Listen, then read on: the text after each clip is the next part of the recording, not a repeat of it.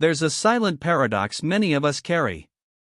A feeling that whispers, sometimes screams, when we dare to assert ourselves. It's the inexplicable guilt that washes over us, not for doing something wrong, but for doing something necessary, setting a boundary. Why does protecting our own space, our energy, our very selves, trigger such profound emotional distress? Why does the act of self-preservation so often feel like an act of betrayal? The answer, it seems, lies not in our current choices, but in the echoes of a much older story.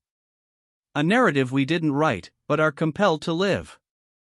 Consider this: long before we understood the concept of boundaries, we were being conditioned. From our earliest interactions, often subtle cues taught us what was acceptable, what garnered love, and what led to withdrawal. Perhaps direct conflict was discouraged. Emotional expression, stifled. We learned that compliance often secured connection, while self-assertion could be met with disapproval, or worse, perceived abandonment.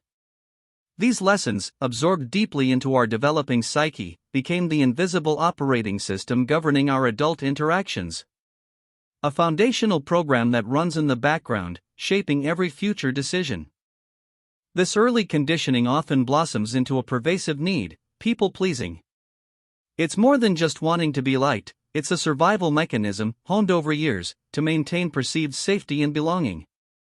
We become acutely attuned to the needs and moods of others, often at the expense of our own. The internal algorithm dictates, if I keep everyone happy, I will be safe. I will be loved. My value is derived from my utility to others. And when you operate from this deeply ingrained framework, setting a boundary, a no, isn't just a deviation. It's a direct threat to your perceived value, to your very survival strategy. And then there's the guilt. This isn't just an emotion, it's a program. A powerful internal regulator, activated when we deviate from those unspoken, ingrained rules. It's the psychological equivalent of an alarm bell, warning us that we've crossed a line. But whose line? Often, it's not our own. We've been programmed to feel guilt for prioritizing ourselves, for not being available, for refusing a request. This guilt programming is so deeply embedded that it feels entirely natural, a moral imperative. It becomes an automatic response, designed to pull us back into alignment with the external expectations we've internalized since childhood. Among the survival strategies born from challenging childhoods, one stands out: the fawn response. While fight, flight, and freeze are well known, fawn is about appeasement. It's a trauma response where an individual seeks to avoid conflict and gain safety by people-pleasing, often at their own expense. When setting a boundary, the fawn response can trigger an intense internal conflict. It interprets self-assertion as a direct threat to the perceived safety gained through appeasement. The deep-seated instinct to keep the peace overwhelms the rational desire for personal space. It's not a choice, but a deeply wired, protective mechanism. The roots of the fawn response often trace back to early environments where a child learned that their primary caregiver's emotional stability was conditional. Perhaps a parent was inconsistent, demanding, or easily overwhelmed.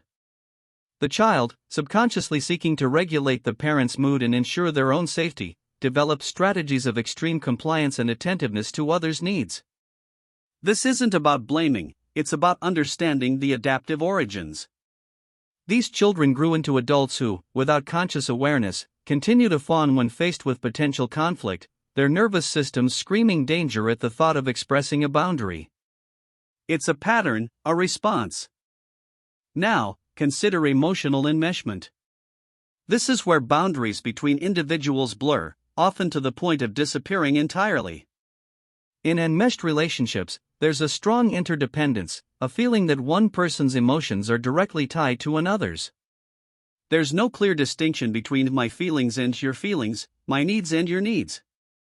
When you live in such a fused state, setting a boundary isn't merely drawing a line, it feels like severing a vital connection. It feels like an act of emotional violence, disrupting the very fabric of perceived unity. The guilt, then, is a desperate attempt to restore that lost, albeit unhealthy, closeness. From the perspective of an enmeshed individual, or someone in an enmeshed relationship, a boundary isn't seen as a healthy act of self-care. It's perceived as a rejection, a withdrawal of love, an act of selfishness. This interpretation isn't malicious, it's a deeply ingrained pattern. The person setting the boundary feels guilty because they intuitively know it will hurt the other, or at least they've been programmed to believe it will. The person on the receiving end often reacts with hurt, anger, or manipulation, reinforcing the boundary setter's initial guilt. It's a vicious cycle, fueled by a fundamental misunderstanding of what healthy separation entails. Underneath many of these responses lies one of humanity's most primal fears, the fear of abandonment. For a child, abandonment is a death sentence. It's a deep, existential dread that can linger into adulthood, shaping our relationships and our sense of self-worth. When we set a boundary, a part of our psyche, that ancient, vulnerable part, interprets it as potentially leading to being left alone, to being unloved, unworthy.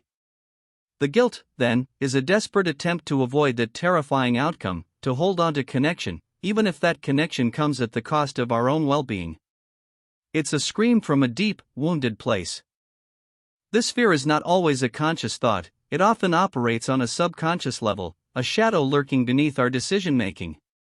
Studies suggest that early experiences of perceived abandonment, even subtle ones like emotional unavailability from a caregiver, can significantly impact an individual's ability to set and maintain boundaries later in life. This isn't about literal desertion, but the felt experience of being alone, unheard, or unsupported. That feeling can embed itself deeply, causing an adult to consistently prioritize external harmony over internal integrity, to avoid triggering the ghost of abandonment that still haunts their emotional landscape. A silent directive to always comply. So, we are caught between two powerful forces, the innate human need for connection and belonging, and the essential need for self-preservation and autonomy. When we set a boundary, we activate the internal betrayal program, triggering guilt.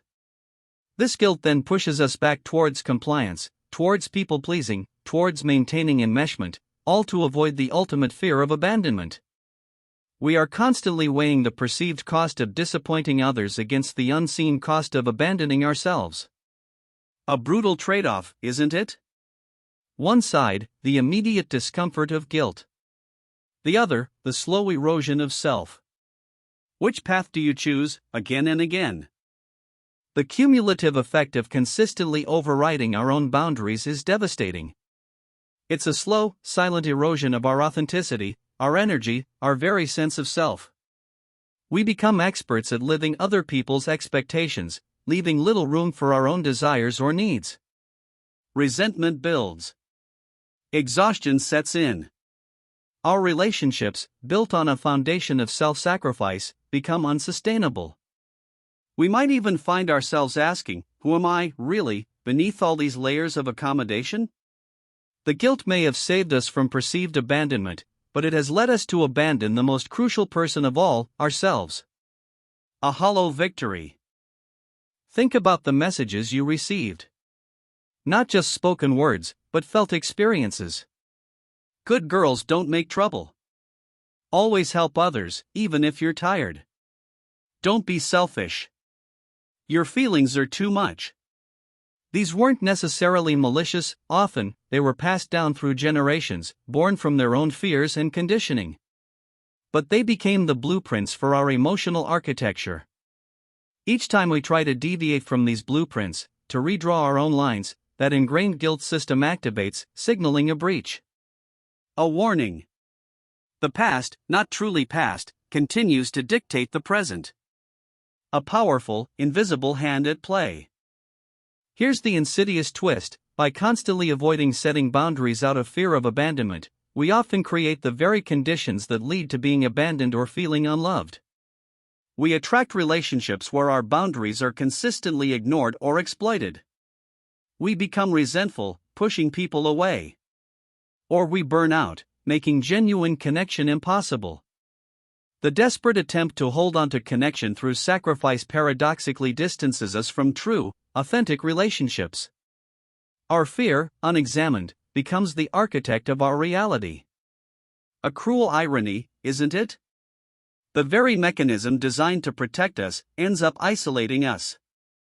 Our brains are wired for safety. When setting a boundary feels unsafe, triggering deep-seated fears and guilt, the brain will instinctively revert to what it knows even if what it knows is unhealthy. This isn't a moral failing, it's neurobiology. It's an adaptive response that once served a purpose. But what happens when the danger is no longer external, but internal? When the threat is merely the discomfort of someone else's reaction, rather than actual abandonment? The neural pathways that reinforce boundary guilt are deeply grooved. But here's the quiet truth: grooves can be rerouted. New paths can be forged. It demands awareness and gentle, persistent effort. Understanding these underlying mechanisms is the first, critical step. It's not about blame, not for your parents, not for society, and certainly not for yourself. It's about illumination. Bringing these subconscious forces into the light. Recognizing that the intense guilt you feel is not a sign that you've done something wrong. It's a sign that your deep-seated programming has been activated. It's a signal from an ancient part of your psyche, echoing old fears.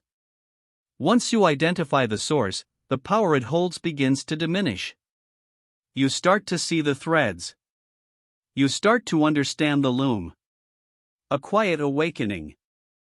So, when that wave of guilt crashes over you, remember this: your guilt is not your fault. It is a deeply ingrained, historically conditioned response. It is the legacy of a childhood script, the burden of people-pleasing, the alarm of guilt programming, the appeasement of a fawn response, the blurred lines of enmeshment, and the primal scream of abandonment fear. It's a complex tapestry woven from a lifetime of adaptive strategies. You are not inherently selfish or bad for needing space. You are a product of your past, striving for a healthier present. And understanding that, truly understanding it, is the most powerful boundary you can set, a boundary against self-blame.